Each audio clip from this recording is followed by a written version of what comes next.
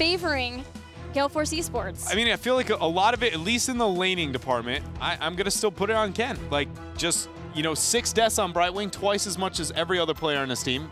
You have 2 teleports and an ice block, not even counting your passive.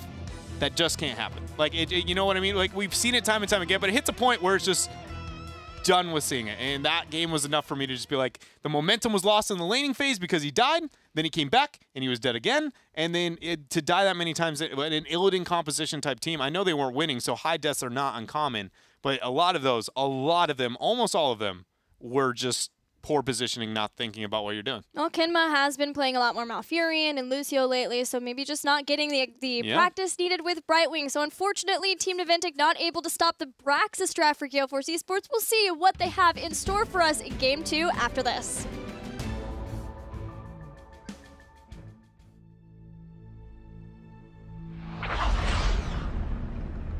I once ruled Ashul Nerub. Then came a war I could not win. I was forced into servitude.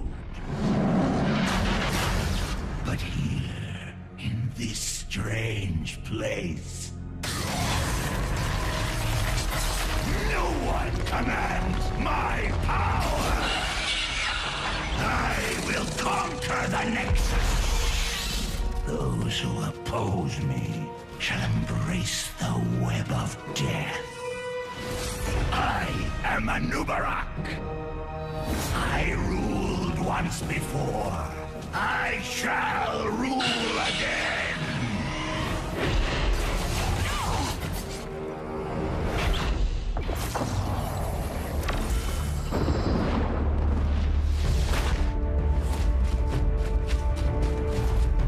It is said that I hunt alone, wandering these bitter lands, far from civilization.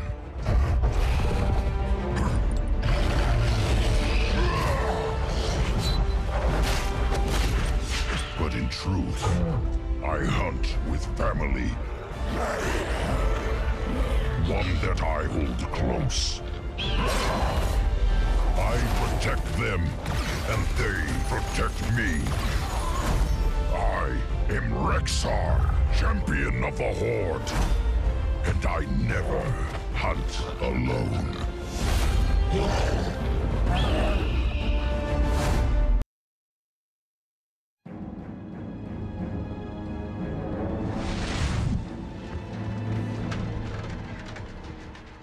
I was once a far strider. I swore an oath to defend Silvermoon and its people to my dying breath. It was not enough. My homeland still burned. But those days are long past.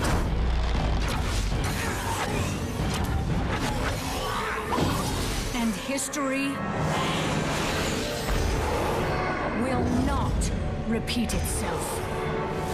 I am Sylvanas Windrunner, Queen of the Forsaken. And if you will not serve me in this life, then you will do so in the next.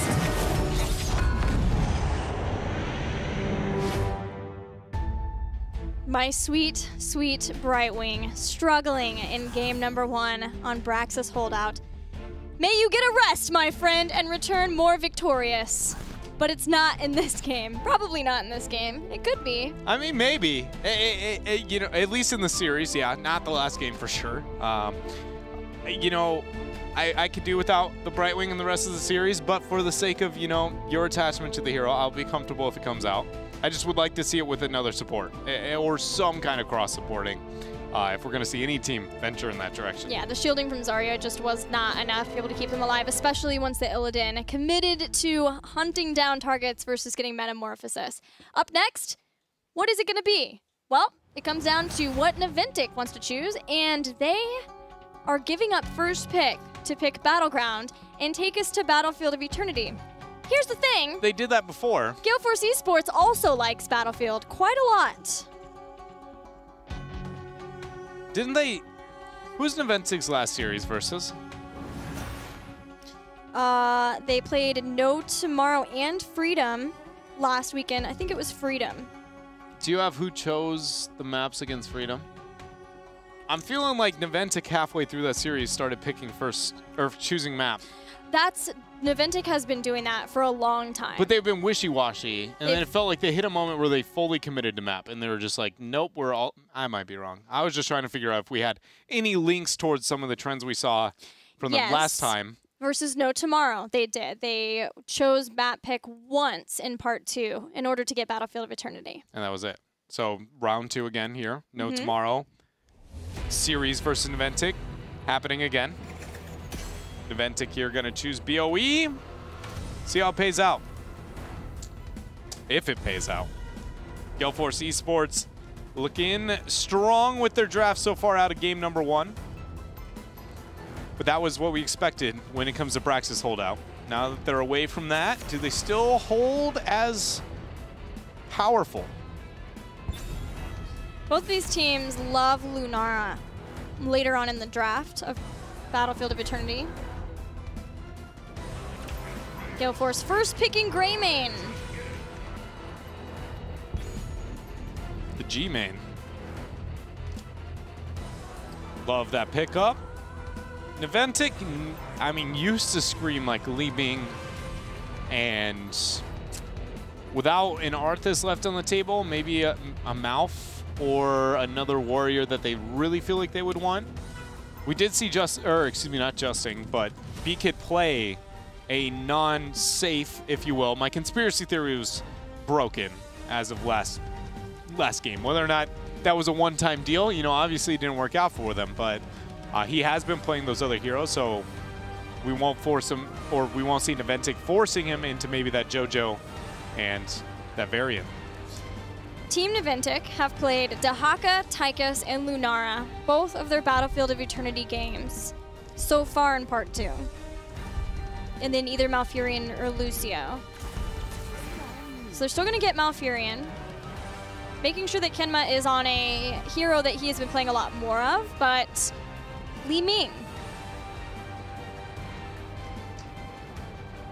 So then Gale Force, Anubarak, no Anubarak, just flat out. That is going to be the Abathur rotation and the Muradin.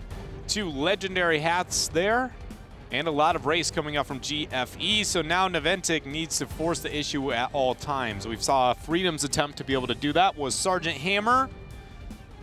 Naventic seems like the first team who would bust out a Sergeant Hammer, actually. Just because Zuna has always kind of secretly liked Sergeant Hammer, even though it doesn't pop up very much. No matter what team he's been on in all of competitive, it feels like when the wild Hammer pick comes out, he's the player on it. Yeah, I'm thinking of DreamHack Austin when he did that. And we've known Zuna for a long time to respect and study the drafting of the Eastern regions. And it's a very common pick in Korea. Team Naventic have banned Zeratul, possibly trying to make sure that Sergeant Hammer doesn't fall under pressure from him, if that's the pick they're looking for. They haven't yet drafted her on this battleground, but especially with getting Li Ming too. There goes the ETC ban, so where does Naventic want to go? The draft is very flexible. You know, sometimes it takes me a little bit to figure out how I want to say it. We're going to call it flexible, adjective specifically. Just because it is strong, but it hasn't committed to anywhere in the draft. Now they have to decide where they want to go to. How you make up for what this comp is, it's going to buy as much time as possible. So you either Falstad or you Zeratul is my first thought into the Abathur comp. They're going to Falstad after the Zeratul ban. The reason for that is just because the side soaking for Abathur is very, very safe on this map, and it can happen for long periods of time, but it's also not in a spot to where when Falstad or Zeratul go to gank it, it's overextending. It almost always is in a safe area for both of them to be, so it's like, oh, thanks for the free Abathur kill. Again, the distance of the lane helps the probability of Abathur soaking, but cripples, you know, whenever you have an Abba killer. We know Gale Force eSports would like to be able to stall the Immortal fights for as long as they can so that Abathur can soak freely and get them ahead in experience. If that's the case, what heroes do you think they're considering now for the defense? Obviously, they need their support. Yeah, it's going to be something that can try and buy a bit of time. Man, with this far into the draft. Oh, I thought it'd be Lucio, but Rhaegar Illidan. Not what I was thinking either. Illidan was not the double down I was looking for in this draft for GFE. A lot of Illidan play in this series.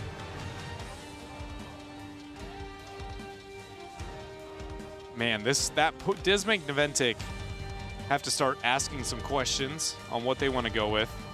I still really like Sergeant Hammer. Like, really bad. The last thing I want is a Panic Sylph. I can tell you that much. You don't think it'll be a melee?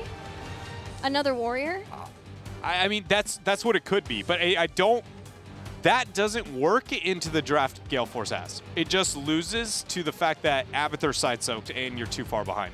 You have to make up for it by forcing pressure somewhere. And it looks like they're going to do it through a Valeera. Hey, I think that's a nice answer too. It's a nice counter to the initiation that we're going to see out of Greymane and Illidan. It could go gank the Abathur off on the side lanes along with the fall set itself.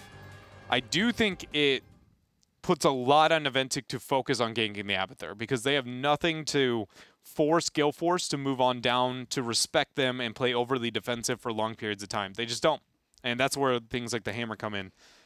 But they do have a lot of gank ability on the Abathur. So the Abathur should just never risk his body as much when it comes to this body soaking, but, you know, just soak all day. Just don't even worry about the fight because it does feel like Naventic built a comp to either gank the Abathur or respond to the initiation of Gale Force. They didn't choose any other part of the game. So if you just don't give them that fight that they want and you never risk your positioning your body, I don't really see how Naventic comes out on top. What I like about the Valeera too, and I don't know if we've seen this combo before or it's just been a while, but Valeera is almost guaranteeing, especially into the late game, a Li Ming reset. Yeah. To start those off too.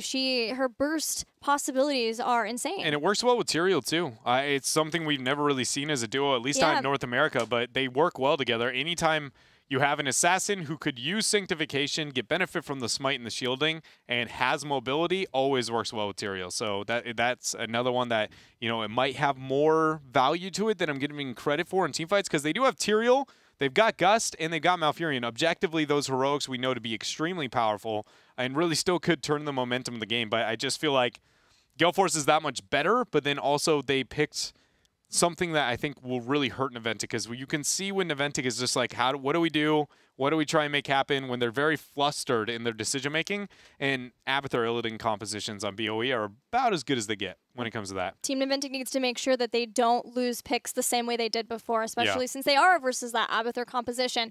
So far, Gale Force eSports have won one game in this series. Will they win the next one? Let's find out on Battlefield of Eternity.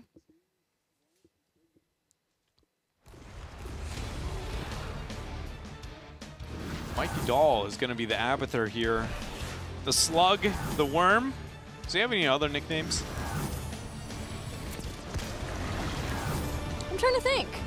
Pajamathur in this case. But I mean, it's more of the skin, right? Yeah. The skin name's the Pajamathur, but yeah. Hero nicknames are something we don't have a lot of, you know? Other than Kevin Cloak and Johnson being one of the most funny dudes in the world and the I'm a bird phrase, even just saying I'm a bird in this situation, I feel like most people at home, you know, it wouldn't be like, oh yeah, that's Malfurion. If he's Abby and he's in Pajamathur form, does that make him Babby? Yes. No. No? No. Babby help.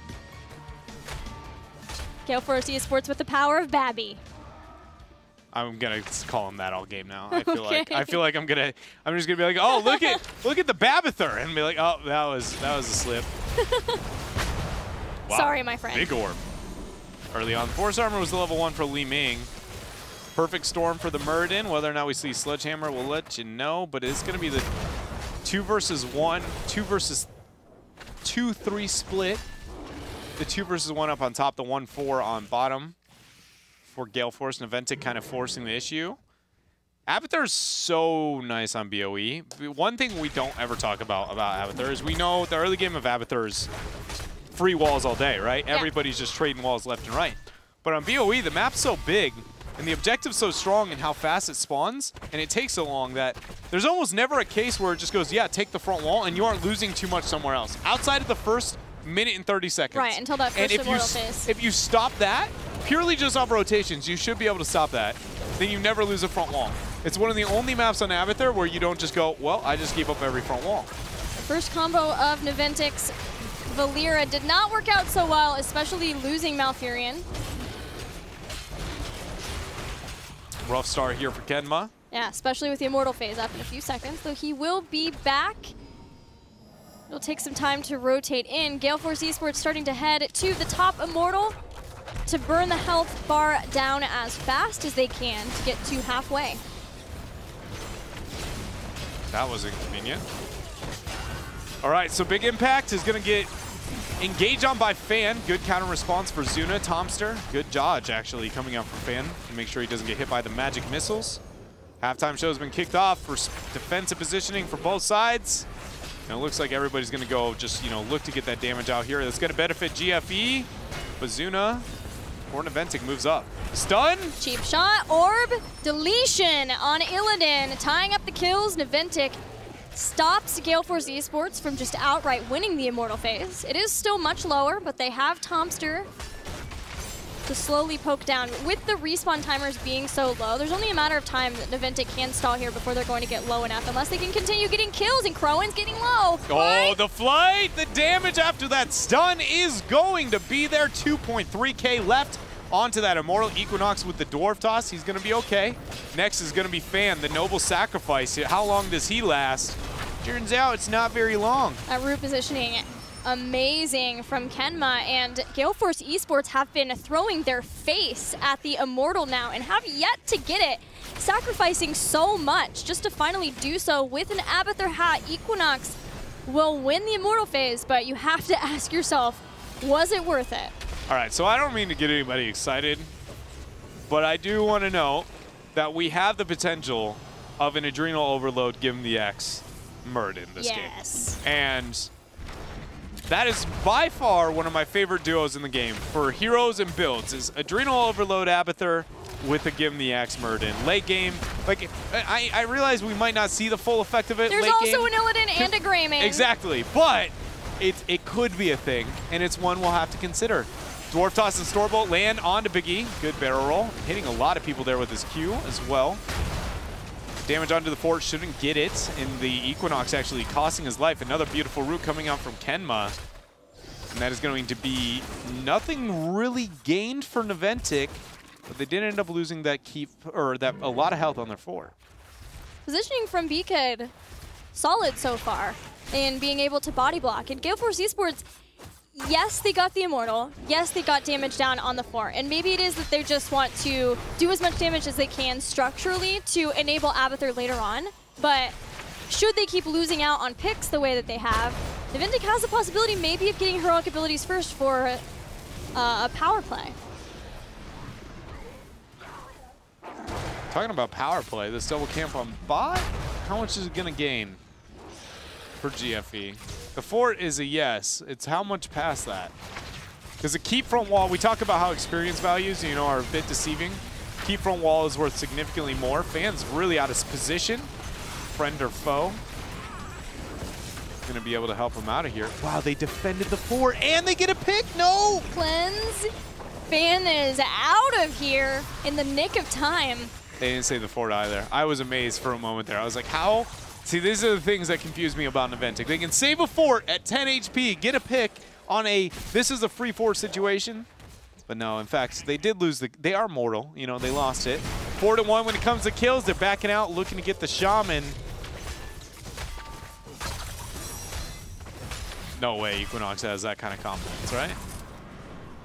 Stormbolt, no Dwarf Toss. What kind of Murden are you? The one who Stormbolts before the Dwarf Toss? Or Or so dwarf tosses before the Stormbolt. There's two types of Murden in this world, Dreadnought. Oh, man. That's a good way. You just walk up to somebody and you just go, when you play Murden, do you Stormbolt or Dwarf Toss first? And then just judging by their answer, you act disgusted and just walk away. Be like, I cannot believe him. I'm going to do that to Kale when I get home. Hopefully he's not watching. Let us know how it goes. Next Immortal phase, Naventic looks to defend. Looks to aggress, actually. Zuna has been spotted from Equinox. But this defensive game that we're experiencing right now is exactly what I was talking about in the draft. Gale Force, or Naventic doesn't have anything to force the issue. Yes, Gale Force can play defensive all day, but Naventic is not getting enough damage for it to be a problem. They did force the cleanse there from Akka. I might come back to bite him in the next 50 seconds or so. But Abathur's getting side soak. He's doing his thing. Nothing on the side of Naventic is really forcing any major issue. And that is what the lack of, again, just mortal pressure and racing that their composition has not built by that last pick going into that Valeera. It's more gank-oriented, more skirmish-oriented. It was the same for Illidan too, soaking in the top lane. So almost a level lead now for Gale Force eSports. Valeera trying to make something happen, looking for a pick. Gale Force eSports have a couple members low, but Falstad falls a 1-for-1. It's going to be even, so Tomster there has a bit of mana left. The root was not going to land. Oh man, I thought that was going to be it. Tomster using the last bit of his mana to be able to get the pick, but it was not here, not yet. Rest of Naventic backing out, kicking off the halftime show. Gale Force could not have set that up perfect. Even better than that. So that fight, the fact that Gale Force could force that, and then Naventic had to walk all the way back, then get the damage out, then buy the 15-second swap time of halftime show, means that Gale Force can get everybody back into position, and then worry about the race to 10. I didn't realize we didn't make it to halftime show yet. That was huge. Yeah, it takes so much time to swap those out, and especially when the team needed to go back and heal, but Naventic are back. 10's not here yet. They're trying to burn this down before Gale Force can get that power spike. They've got all in it because they're about a fraction of an inch away. They got it. The 10s are online. Everybody going in. Gale Force says, what's up? Let's go. Double gray main. The hunt goes in. Falstad goes down. It's not done yet. Zuna trying to get back, but the chase is real from Gale Force eSports. A haphazard Stormbolt over the wall. Make sure that. The 3-man rotation to backdoor. Man, Equinox is not going to be able to sniff it out in time either. The question is, can they get more and more picks? Yes. Ken is the sacrifice, but how many more? Because Li Ming. Can run. I mean, he bought a bit of time. He did. If a tree dies in the middle of Battlefield of Eternity and nobody's around to hear it, does it make a sound? I guess not.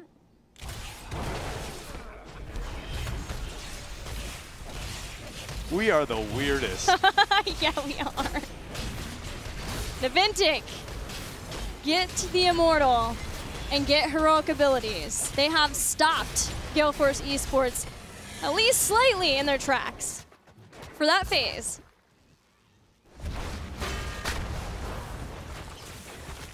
What is he doing? That's what I was thinking. I was like, is he having a small worm seizure here on the top lane with his Locust? He's just throwing his hands around. Oh, man. He's fine. He's okay, all right? Camp's going to be captured here for both of the teams. Just looking to get that mid-pressure out in between each of the Immortal phases. Shaman Camp just spawned for Naventic. Fan is going to be starting it here for GFE. Oh, they knew he was there. Can they get the pick? The body blocks are on point. Man, that would have been huge if they could have got Equinox there. Because we know Immortal's going to be spawning in the next 30 seconds.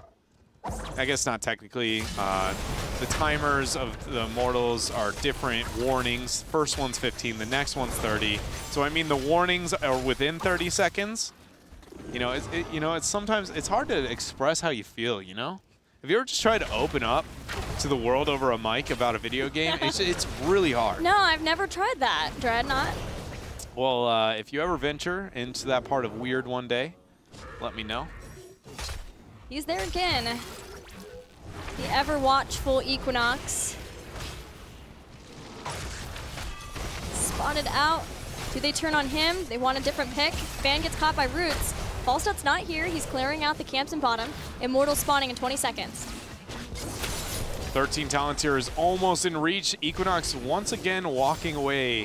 One thing we gotta know though is look at the passive. Okay, so if you've never played Muradin, that's why you play Muradin a lot of the time, is because he's the only dude who can walk up in your stuff, get down to 10% of HP. Go ahead, let it out. Let it all out. Walk up in your stuff. Walk up in your stuff.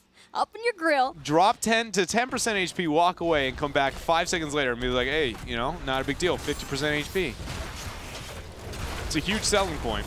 Stun goes on, the root follow-up on the fan. Twilight Dream used, they have to pick him here. And he survives, he gets the Ancestral. Things are going to fall apart now for Naventic, and Kenma is in fact the first victim. Is it Gust trying to get Zuna out? Sanctification's already been used, so this is it. A lot of the abilities, all the abilities except Disintegrate, they're still available. Falstad drops 2 kills. Stormbolt nearly spells the end for Valeera. She'll live, but she's low, and that puts Gale Force in a great spot to start this Immortal fight. We do see a variation in Greymane build coming out from Crowan there, and he got a lot of value out of that level 4 in the last fight. Eyes in the Dark, it's a different stealth than most stealths in the game, and the fact that it actually reapplies the early ticks. So for instance, if you're in melee range of Arthas, and you are like, well, if I stealth, he'll un-stealth me. Turns out not the case. It reapplies the stealth multiple layers up until you go full maximum range. Good cleanse. Equinox can Dwarf Toss out. Man, it is just so frustrating for Naventic trying to get picks on Equinox. He's the only available target, it seems. It feels like for them, at least. They have occasionally been able to find Illidan, but he is not an easy one either. Once you use all of your abilities, if you don't take him out, he can run far away. Michael Udall's back in with the clone. Gust away. Leeming in trouble. Tomster teleports out, but it'll be for nothing. Crowan goes down, so a 1-for-1 so far in this fight. Twilight Dream from Kenma. But is it enough? Nobody's fallen yet. They do end up getting the pick there on to Akaface. Kenma still on the retreat is Fan. We have to keep in mind, is a Adrenal Overload Illidan here. This 3 versus 3 is, oh man, he has got to be so happy right now. Except for he gets bodied by that Sanctification Valeera opening. Beacon just saved the day. Oh man, right as I was trying to let you guys know about how entertaining that circumstances is when you're the Illidan, they just 100-0'd. I blinked and he was dead. Valeera power, man. Sanctification. My goodness. And it only gets worse the more levels that she can get. But Gale Force eSports are still ahead in this game. They still were able to get the Immortal. Thankfully for Naventic, they don't have to deal with Gale Force pushing with it. We have a look at this last fight once again. The fight, you know, it all starts out fine and dandy. Twilight Dream just comes off cooldown, hits a big one, Kenma there. And normally in the 3 versus 3, you know, after the splits up, what happens? Is that one Valeera rotation is all it is? So synced. You can just see, all right, 3, 2, hit her too. Go. That was only a Valeera rotation. That's insane. 1 ambush isolation mixed with the follow-up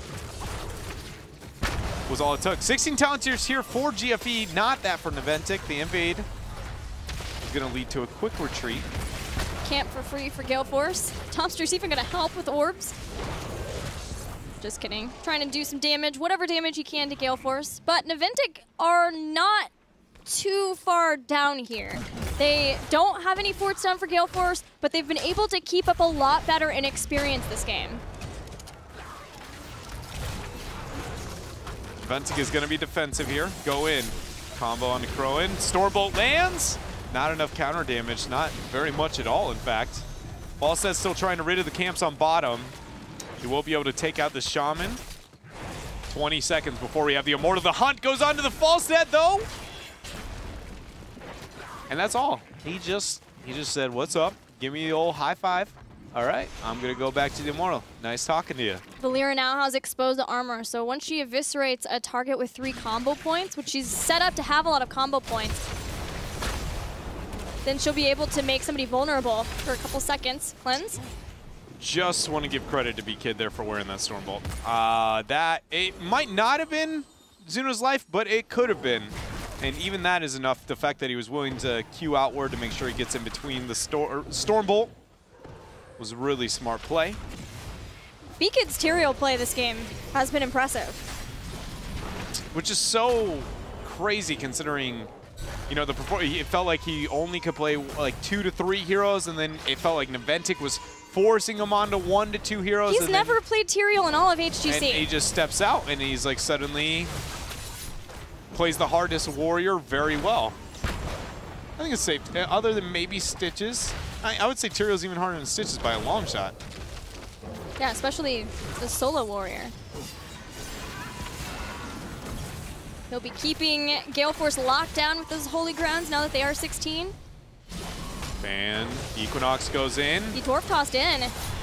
Gus is going to push Fan away too. Crowan is separated from the team. Disintegrate, but Ancestral Healing saves the day. Catches Akaface back up.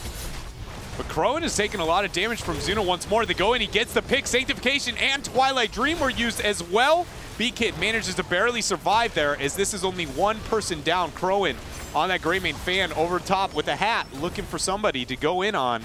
But with that pick on the Equinox, Naventic has the opportunity to kick off the halftime. And Naventic have been looking for a Muradin kill for a long time. Finally taking him out, making him be down for 35 more seconds. While Naventic can finally get an Immortal and start sieging down some of the structures of Gale Force, because although Naventic have been getting consistent picks, they haven't been able to take down any of those structures, or even get ahead in experience, just staying as even as they possibly can for team fights. And here we go, the Immortal going over to the hands of Naventic for the first time in this game. Shielding's just ridiculous, so they need to be able to open up the map, look for a keep, maybe even more, and with the rate at which they've been able to pick up kills, I think of Sanctification, which it will be offline by the time they make it to that keep, or online, excuse me, they may be able to dive and even get enough picks to win, as long as they play this off very offensively. Luna vanishes in. Starts to make Gale Force get scared. It's all about scaring them away from doing enough damage to the Immortal to take down the shielding. Equinox set down to 50 HP, 50% just purely off of Zuna initiations alone. Double Illidan's backdooring the keep up on top. They can win the game, which is going to force Naventic back. No way. Naventic's going to try to end things here. They're going after the keep. The clone is down. It's just Mike Udall left. No clone for 50 more seconds. The Fan goes in. The hunt under the back line. Big impact. Sanctification saves him. Beautiful Ancestral, though, coming out of Akaface, and things are fine. Kenma dodges the Store Bolt there with the Ice Block, but one member falling. Li Ming. Twilight Dream! Okay, so it's 3-1-3 down for just Greymane, taken out by the Twilight Dreams. Zuna and B-Kid still trying to end this if they can with the Immortal. They take out Akaface, that's one. Zuna gets low, he falls. It's just 60? 50? No, that is it. They're fine with just that one pick, but can they end the game? That's the question here, Gilly. He's going to hunt the minion. They sure can. Thanks for the free ride over, says Fan, as he is now going to go to a core by himself. This is going to take a while. I don't know why I'm acting like the game's going to end. We have approximately 20-25 more seconds. But only Gus could stop this game from being lost. Observe in his glory. In his natural habitat. Sol Illidan on the core. Hatted by Abathur. He is joined by a Muradin with a similar hat. You got to give it to Naventic. That game. Not only do we see Zuna flexing on a role that isn't necessarily his main role in his competitive career and doing very good, but just B-Kid on Tyrael? B-Kid. Sanctification's on point, Holy Ground's on point. The whole game, they played very well. Yeah. They could have won that game. That's the crazy thing to think of, is that game had a couple of moments where it very much could have been theirs. Even debatably should have with the 35% at the very end. Either way, Gale Force comes out on top, still going to be leading this series 2-0, but it was a lot more out of Naventic than I expected. Yeah, it came down to Gale Force eSports being able to catch Tomster away from the rest of the team. Sanctification was forced to be used to keep the rest alive. The Twilight Dream was in a perfect positioning. They did kill Greymane, but losing the keep to double Illidan's and then being able to come back and win the fight was just enough for Gale Force, but it was a close one. It was. You know, the entire time, making it pretty tense. And for BOE going 20 minutes into the game, that's pretty solid. The fact that Naventic was able to do that. My only thing is that was Naventic on Naventic's map, their map choice. They're already down 0-2 in the series, and we talked about the mentality that they've got to be having early on. It just makes it feel like, is this too much for there to even be a shot in game number 3? We'll have to see. We are going to head to a break and see